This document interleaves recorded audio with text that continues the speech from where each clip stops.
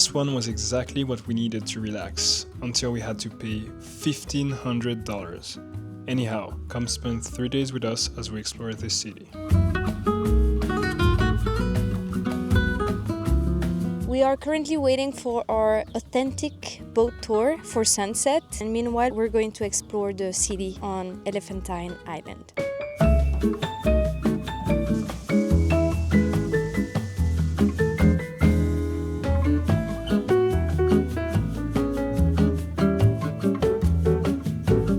First impression of Aswan so far, it's exactly what we need. It's more of a island meets desert vibe. It's very chill and you really feel relaxed here. And we're on the other side of Aswan, the city center, so the vibes are so great.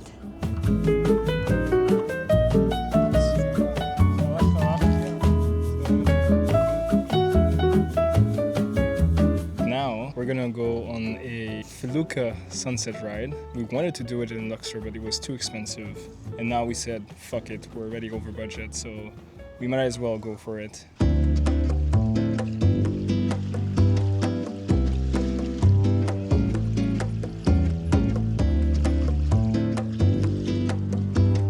There's something so magical about sailing the Nile on a traditional boat. I think it's called felucca. This trip is not gonna last long if every time that we are really excited about an activity, we just pay for it, saying that, you know, girl math, it's a steal just because it's cheaper than what you usually get. Reporting live from Elephantine.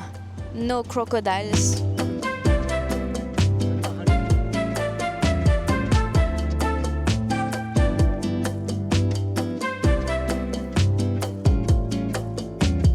Post felucca time, we're at Kanakato for dinner. We're waiting for our veggies tagine. We're seeing the Nile. It's beautiful. We have Aswan just in front of us. Beautiful view, and we're gonna go sleep because tomorrow 6 a.m. we're going to Abu Simbel.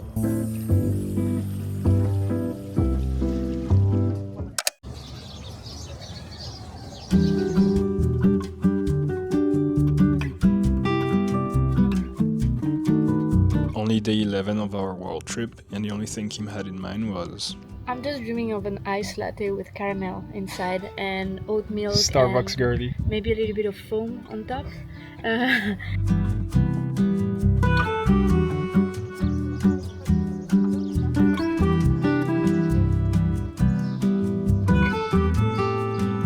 Reporting live from Abu Simbel. We took a 3 hours drive to get here this morning. We're now enjoying the beautiful drawings and hieroglyphs that the temple has. In the 60s, they decided to remove this temple. They constructed a dam and it flooded the entire area. So what they decided to do is to split all of this into many big blocks, take all of them and rebuild the temple. Between 10 and 40 here. tons. It's insane because the statues are 20 meters tall. It's something that we're not able to comprehend how they were able to do that. But it's pretty crazy to think that this is the first time the UNESCO came together to do something, and then it became the World Heritage.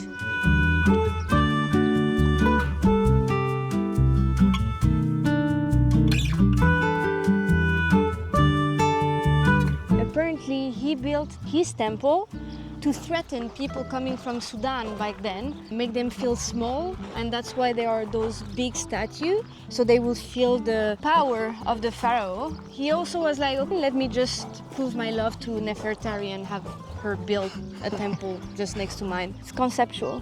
We almost gave in. We were ready to order an iced latte for the Starbucks girlie here. I'm the one who said no because it was too expensive. No, actually the reason why we didn't take it is because there was no oat milk, because, you know, vegan gang, so it will be for another time. I'm a bit tired of eating the same thing every day, so we're gonna go and try some falafel for lunch.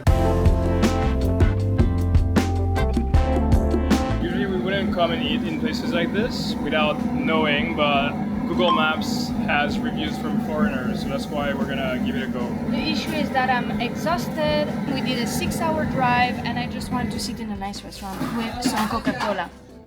That's it.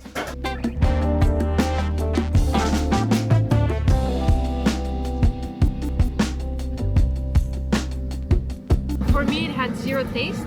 However, it costed 50 cents for my meal. which means that I can have a dessert tonight. So it's a 10 out of 10. We're used to eating falafels out of Malmö, Sweden. It's very surprising, but the falafels there are so good, and they usually put a little bit of a hummus in there, and then there's a sauce, some Best vinegar. falafel in the world, Malmö, Sweden. Shout out to Malmö.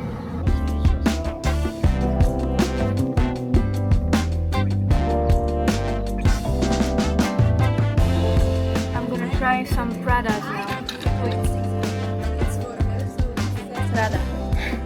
Looking fab.